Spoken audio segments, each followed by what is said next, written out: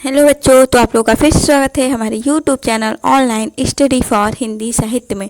तो बच्चों, आज हम लोग पढ़ने वाले हैं सप्तमः पाठ, पाठ 7, और पाठ का नाम है सुभाषितानि अर्थात सुंदर वचन।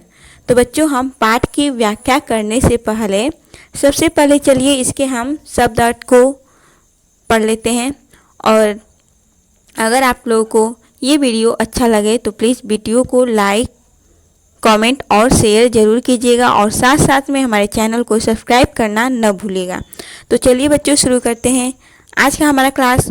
और आज सबसे पहले पढ़ेंगे शब्द अर्थ, जो कि बहुत ही ज़्यादा महत्वपूर्ण है ताकि हमको व्याख्या आसानी से समझ में आ सके। तो देखिए बच्चों, पहला वाला शब्द दिया गया है निजः। निजः का अर्थ होता है अपना, और परः, परः का अर्थ होता है बच्चों पराया, दूसरे का। और लघु चेतसाम बच्चों, इसका अर्थ होता है छोटे चित्त वालों का, अनुदार लोगों का, चित्त वालों यानी कि हृदय वालों का। वसुधैव यानी कि संपूर्ण पृथ्वी ही। और कुटुंबकम का अर्थ होता है परिवार है। परवशम का अर्थ होता है दूसरों के वश में होना। वहीं आत्मवशम का अर्थ होता है अपने अधीन या अपने वश में होना। समासेन का अर्थ होता है बच्चों संक्षेप में। और विद्यात का अर्थ होता है जानना चाहिए। समर्थस्य का अर्थ होता है भरे पूरे, सशक्त के लिए। और दीवा का अर्थ होता है बच्चों दिन में। वहीं धीमताम का अर्थ होता है बुद्धिमानों का। और व्यसनेन का अर्थ होता है बच्चों बुरी आदतों के द्वारा। और निद्रया का अर्थ होता है सोने से। कलहेन का अर्थ होता है लड़ाई झगड़े से। और सूचिका का अर्थ होता है सुई। और कृपाणः का अर्थ होता है बच्चों तलवार। वहीं देही नह का अर्थ होता है जीविका। और अविद्यः का अर्थ होता है विद्याहीन। और वपुषा का अर्थ होता है शरीर से। तो चलिए बच्चों, स्टार्ट करते हैं आज का पहला व्याख्या। और देखिए बच्चों, पहला जो वाक्य है वो कुछ इस प्रकार से है। पहली पंक्तियां, अयम निजः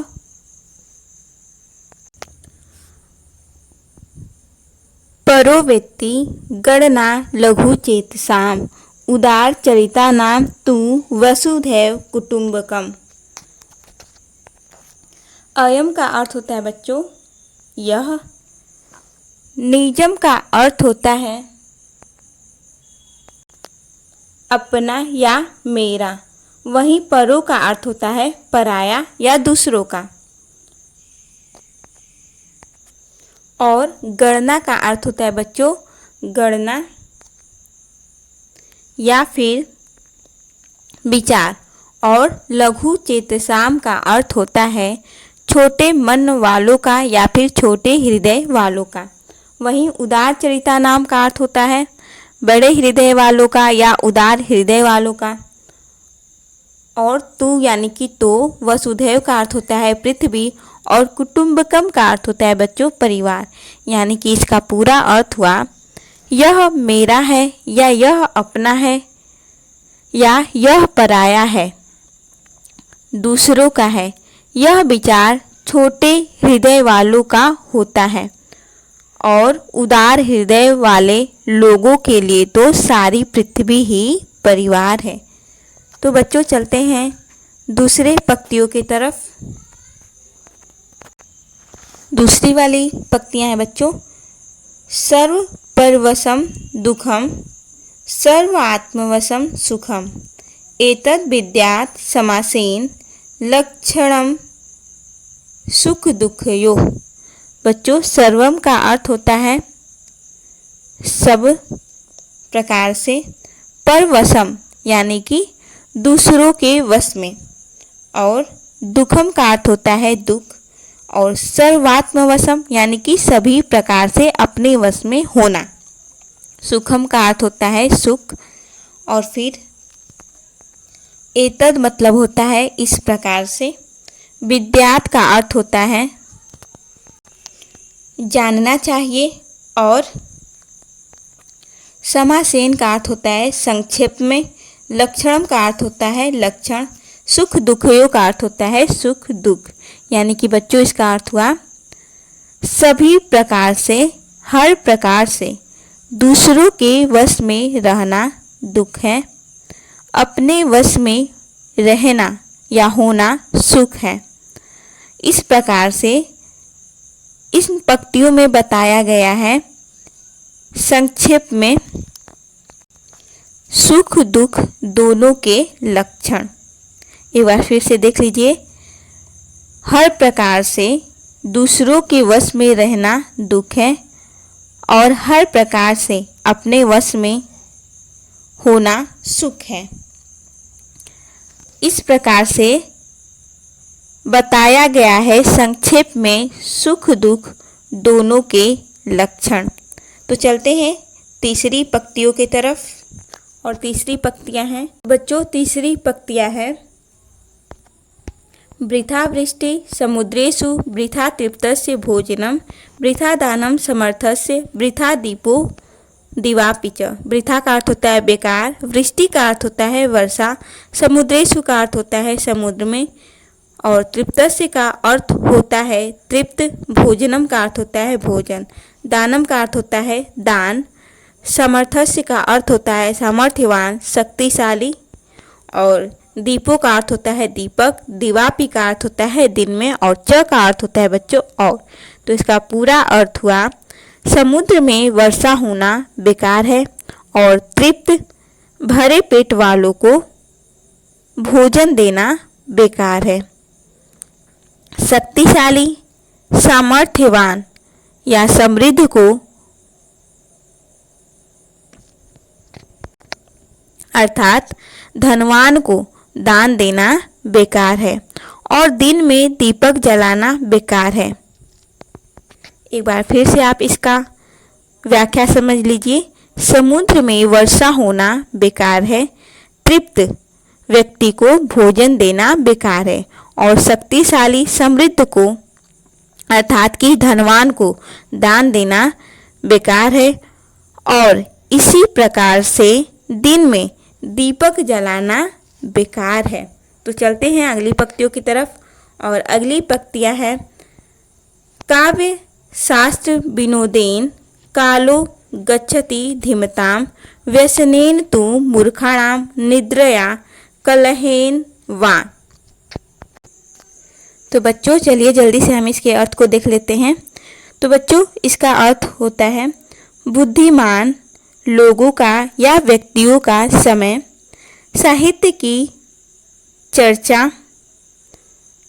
काव्य शास्त्रों, सुंदर शास्त्रों के अध्ययन में या वाद विवाद में यानी कि व्याख्या करने में बीतता है। इसके शब्दों के अर्थ को देखते हैं। काव्य शास्त्र विनोदेन अर्थात काव्य शास्त्र, कालो मतलब समय, गच्छति मतलब जाता है, और धीमताम का अर्थ होता है बच्चों बुद्धिमानों का।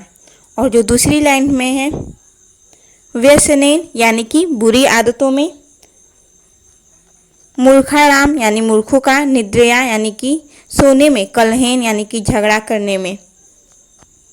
तो चलिए इसके पूरे अर्थ को देखते हैं। और देखिए बच्चों दूसरे लाइन का अर्थ है जबकि मूर्खों का समय निद्रा, कलह या झगड़े में बीतता है। एक बार फिर से इसके पूरे अर्थ को देख लेते हैं। बुद्धिमान लोगों यानी कि व्यक्तियों का समय साहित्य की चर्चा यानी कि काव्य शास्त्रों, सुंदर शास्त्रों के अध्ययन या वाद विवाद यानी कि व्याख्या करने में व्यतीत होता है या फिर बीतता है, जबकि जो मूर्ख व्यक्ति होते हैं उन मूर्खों का समय निद्रा, कलह यानी कि बुराइयां करने में या झगड़े करने में बीतता है। तो चलिए हम चलते हैं अगले पंक्तियों की तरफ। और हमारी पंक्तियां हैं बच्चों 5वें नंबर का महानतम प्राप्य सद्बुद्धे सत्यजेन लघु जनम यत्रास्ति सूचिका कार्यम कृपाणः किम करिष्यति। बच्चों इन पंक्तियों में हम पढ़ेंगे कि बहुत बड़े लोगों से संबंध होने पर भी हमें छोटे व्यक्ति से संबंध रखना चाहिए, उनसे अपने संबंध को खराब नहीं करना चाहिए। तो देखिए बच्चों, महानतम इसका अर्थ होता है महान, और प्राप्य का अर्थ होता है प्राप्त। सद्बुद्धि का अर्थ होता है बच्चों सद्बुद्धि। सत्यजेन का अर्थ होता है सच्चे व्यक्ति, और लघु जन्म का होता है छोटे व्यक्ति। यत्रास्ति यानी कि जहाँ पर सूची का कार्यम यानी कि सुई का कार्य, कृपाण यानी कि तलवार, किम मतलब क्या, करिष्यति मतलब करेगा। तो बच्चों इसका पूरा अर्थ हुआ, महान व्यक्तियों को प्राप्त करके भी जो छोटे व्यक्तियों, सच्चे व्यक्तियों का साथ नहीं छोड़ता है, वही सच में बुद्धिमान है। क्योंकि जहाँ पर सुई का काम है वहाँ तलवार क्या करेगी, अर्थात कुछ कार्य ऐसे होते हैं जिनमें तुच्छ व्यक्ति ही सफल हो पाते हैं। एक बार फिर से इसके अर्थ को देख लीजिए, महान व्यक्तियों को प्राप्त करके भी जो छोटे व्यक्तियों, सच्चे व्यक्तियों को नहीं छोड़ता है, वही सच में बुद्धिमान है। अर्थात सद्बुद्धि के महान होने पर किसी को छोटा तुच्छ नहीं समझना चाहिए, क्योंकि जहाँ पर सुई का काम है वहाँ तलवार क्या करेगी, अर्थात कुछ कार्य ऐसे होते हैं जिनमें तुच्छ व्यक्ति ही सफल हो पाता है। तो चलिए अगले लाइनों की तरफ चलते हैं और देखिए अगली पंक्तियाँ हैं। किम कुलेन विशालेन विद्याहीनस्य देहिनः विद्यावान पूज्यते लोके ना विद्यः परिपूज्यते। किम मतलब क्या, कुलेन अर्थात कुल में, विशालेन अर्थात विशाल या बड़े, विद्याहीन से अर्थात विद्या से हीन या फिर मूर्ख। देहिन का अर्थ होता है जीव का या फिर प्राणी का। विद्यावान अर्थात विद्यावान, पूज्यते अर्थात पूजे जाते हैं, लोके अर्थात लोक में, संसार में, ना विद्या अर्थात बिना विद्या के विद्याहीन या मूर्ख, परिपूज्यते अर्थात नहीं पूजे जाते। तो बच्चों इसका पूरा अर्थ हुआ, जो प्राणी विद्याहीन अर्थात मूर्ख है, उनका विशाल कुल में जन्म लेने का क्या फायदा, क्योंकि यह संसार विद्वान व्यक्ति की ही पूजा करता है, मूर्खों की पूजा नहीं करता। बच्चों इसको हम इस प्रकार से भी कह सकते हैं कि प्राणी के विद्याहीन होने से बड़े कुल का होने पर कोई भी फायदा नहीं है। अर्थात कितना हो बड़ा कुल हमारा क्यों न हो, अगर हमारे पास विद्या नहीं है तो उसका कोई लाभ नहीं। और विद्यावान की संसार भर में पूजा होती है, लेकिन जो विद्याहीन है उनका पूजा नहीं होता है। तो चलिए हम अगले पंक्तियों की तरफ चलते हैं और हमारी अगली पंक्तियां हैं बच्चों। वेसेन वपुषा वाचा विद्यया विनयेन च वकारे पंचभियुक्तो नरो भवति पूजितः।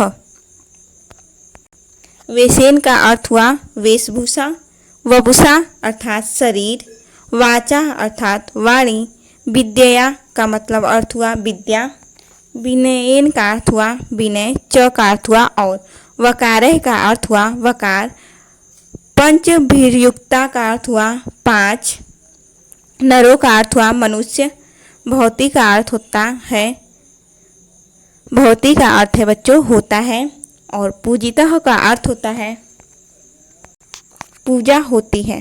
तो चलिए इसके अर्थ को समझ लेते हैं। सुंदर या अच्छे वेशभूषा, वपुषा अर्थात की शरीर से, वाणी अर्थात वाणी से, और विद्यया अर्थात विद्या ज्ञान से, और विनयंचा अर्थात की और विनय से, वकारे अर्थात वकारों से, पंच भीर्युक्ता अर्थात इन पांचों से युक्त, नरो अर्थात मनुष्य, और भवती का अर्थ होता है और पूजितः अर्थात पूजे जाते हैं। तो पूरा अर्थ हुआ बच्चों, अच्छे सुंदर वेश, वपुषा अर्थात की शरीर से, और मधुर वाणी से, और विद्या ज्ञान और विनय, इन पांचों वकारों से युक्त मनुष्य की पूजा होती है, अर्थात वह सम्मानित होता है। एक बार फिर से इसके अर्थ को देख लीजिए। अच्छे वेशभूषा, शरीर, वाणी, विद्या और विनय, इन पांचों वकारों से युक्त मनुष्य की पूजा होती है, अर्थात वह सम्मानित होता है। तो चलिए हम अब इसके प्रश्न और उत्तर को जान लेते हैं। और प्रश्न है क नंबर का, उदार चरिता नाम कृते संपूर्णा वसुधा किम अस्ति। उदार चरित्र वालों के लिए संपूर्ण पृथ्वी क्या है? तो कुटुंब अर्थात की परिवार है। ख नंबर का प्रश्न है, अयम निज परो वेत्ति कह गढ़यति। तो इसका उत्तर हुआ लघु चेतसाम, अपना और पराया। इसका गणना कौन करता है या इसका विचार कौन करता है? तो छोटे हृदय वाले। ग नंबर का क्वेश्चन, समुद्रेषु वृष्टि कीदृशी भवति। समुद्र में वर्षा होना कैसा है? तो वृथा अर्थात बेकार है। घ नंबर का प्रश्न है, विद्वान कुत्र पूज्यते। तो लोके, संसार भर में विद्वान पूजे जाते हैं। और प्रश्न संख्या 3 है बच्चों। 3 नंबर का प्रश्न है, क सुख दुखयो किम लक्षणम अस्ति। सुख दुख के क्या लक्षण हैं? तो सर्वात्मवशम सुखम, सर्व परवशम दुखम लक्षणम अस्ति। ख नंबर का प्रश्न है, पंचवकारा के संति। पंचवकार बताने हमको, तो वेश, सह, वपुषा, वाचा, विद्यया, विनयम च पंचवकार संति। ग नंबर का प्रश्न है, धीमताम काल कथम गच्छति।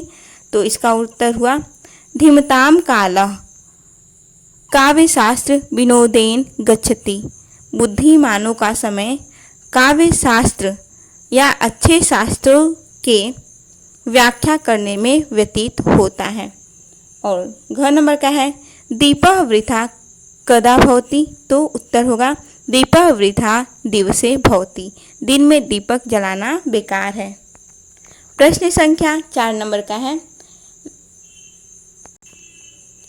लघु चक्र मध्ये चत्वारि क्रियापदानि सन्ति तानि द्विधा द्विचक्र स्थवाक्यांश प्रयुज्य सार्थक वाक्यानि रचयत। जो ये चक्र में 4 शब्द दिए गए हैं, इनसे हमको वाक्यों को पूरा करना है। तो चलिए देखते हैं इसके उत्तर को। तो देखिए बच्चों, पहले नंबर पे है उत्तर इसका, सर्वम परवशम दुखम भवति। दूसरा, मूर्खाणाम काल व्यसनेन निद्रया कलहेन वा गच्छति। विद्यावान लोके पूज्यते, समुद्रेषु वृष्टि वृथा भवति। सर्वम आत्मवशम सुखम भवति। काव्य शास्त्र विनोदेन धीमताम कालः गच्छति। वकारे पंचभिर्युक्तो नरः पूजितः भवति, न मूर्खः पूज्यते। और प्रश्न संख्या 5 नंबर का है, वाक्यों को पूरा करना है, रिक्त स्थान हमको भरना है। तो पहला है उदार चरिता नाम तु वसुधैव कुटुंबकम। और क नंबर का है वृष्टि समुद्रेषु। तो बच्चों इसमें भराएगा क में वृथा। और जो ख है महानतम प्राप्य, दूसरे नंबर पे भराएगा बच्चों सद्बुद्धे। फिर उसके बाद है मूर्खाणाम समय व्यसनेन निद्रया कलहेन, इसमें भराएगा गच्छति। तीसरे वाले में भराएगा बच्चों गच्छति। फिर है, देख लीजिए एक बार फिर से, मूर्खाणाम समय व्यसनेन निद्रया कलहेन गच्छति। घ नंबर का है वेसेन वपुषा वाचा। चौथे नंबर पर भराएगा विद्यया विनयेन च। अब प्रश्न संख्या छठे नंबर का है विलोम पदानि योजयत। और देखिए निजः, बच्चों निज यानी अपना, परह यानी पराया, दूसरों का। सबलः, सबलः का हो जाएगा निर्बल। सबलः यानी शक्तिशाली, निर्बल यानी बिना शक्ति के, निर्बल। उदारः, इसका हो जाएगा अनुदारः। सुखम का हो जाएगा दुखम। तो चलते हैं अपने 7वें नंबर के प्रश्न पर। और बच्चों 7वें नंबर का प्रश्न है हिंदी भाषायाम अनुवादम कुरुत। हिंदी भाषा में अनुवाद करना है। क नंबर का प्रश्न है सर्वम परवशम दुखम सर्वात्मवशम सुखम। अनुवाद होगा किसी दूसरे के वश में रहना दुख है और स्वतंत्र रहना ही सुख है, यानी कि अपने वश में रहना सुख है। ख नंबर का है वृथा तृप्तस्य भोजनम। इसका अनुवाद हुआ तृप्त व्यक्ति को खिलाना, भोजन देना व्यर्थ है, बेकार है। ग नंबर का है महानतम प्राप्य सद्बुद्ध।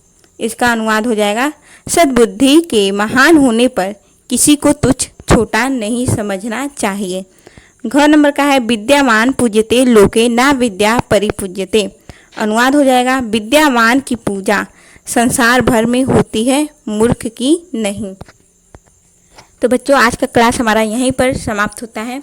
अगर आप लोगों को वीडियो पसंद आया हो तो प्लीज़ वीडियो को लाइक, शेयर और कमेंट जरूर करिएगा कि आप लोगों को आज का क्लास कैसा लगा। और बच्चों हमारे चैनल को सब्सक्राइब करना न भूलिएगा ताकि आप लोगों को ऐसे ही वीडियो मिल सके और आपको अच्छी जानकारी मिल सके। तो बच्चों मिलते हैं अपने अगले वीडियो में, तब तक के लिए धन्यवाद।